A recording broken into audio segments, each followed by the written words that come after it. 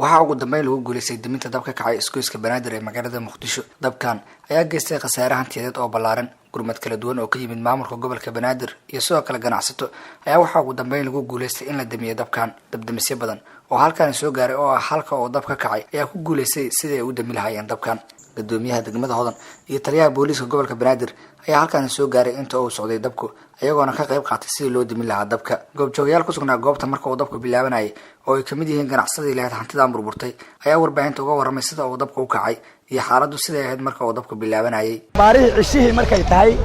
ayaa dukaamada meeshan ku yaalo oo Banaadir Bakaaro ahaa mid kamid ah korkiisa dabku ka bakacay. Isla markii uu dabku ka kacayna waxaan maagnay ka u gurmada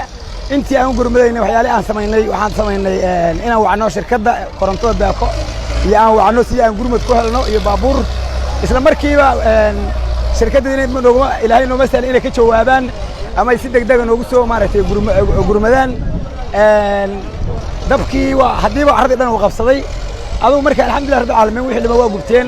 suuqii meeshaan ku yaalay waxba kama cayman waa u jeedaan oo sidaas oo noqday saan ugu lahay maharad ganacsi anfac waxaan ugu dhacay caawa khasaare xoog leh ilaahay baa keen alxamdulillah ilaahay baa nasiib hadan ilaahay baa nasiib doono wixii dhici raba ayaa ka dhacay hanti weyn baa ku khasaartay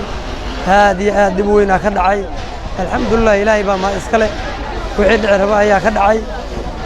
wax dhib oo kale barbaleema ma dhicin ayaa nasiib ilaahay xaqiiska timid hadda hantidii wixii waa ku baabeen waxaan kala baxnayna male wax alla wixii ilaahay yaraato ha badnaato aad ayay khasaaro u dhaceen waxaasoo dhan waa dabay ka kaceen koronto ayay ka bilaabatay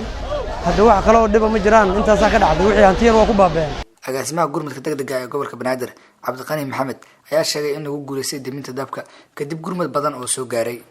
waxaan joognaa dabkii ka kacay caawa fiidkii isgoyska Banaadir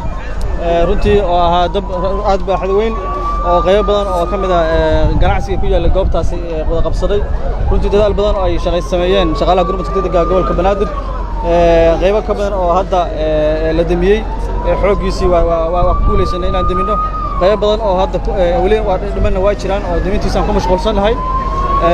runtii khasaaraha ilaa hadda uu geystay ma qiyaasi karno oo aan soo afjarnaa ayaan sheegaynaa wixii khasaaraha iyo baaxadda uu leeyahay dabku waxaan ku mashquulsanahay hadda waa damintiisii shaqaalaha gurmadka degdega waxay ku mashquulsan yihiin si ay u damin lahaayeen waana rajaynaynaa inaan soo afjarno saacadaha soo socda waa naga tacsiinaynaa cid kasta oo maaragtay Soomaaliyeed oo runtii dadkaas waxyaalo ka soo gaartay khasaaro ka soo gaaray ama saameyn guud iyo mid dadba ay ka soo gaartay waa ka tacsiinaynaa insha Allah markaan soo afjarno saacadaha soo socdaan sheegaynaa dhammaan wixii khasaare ee la xiriira dabkan sidaa u jeedaan hadda wali hawlgalkiisii waa socdaa gaadiidka iyo shaqaaluhu waa ku mashquulsan yihiin sidii soo afjari lahaayeen waana rajaynaynaa inaan guuleysano oo si fiican aan maaragtay u damino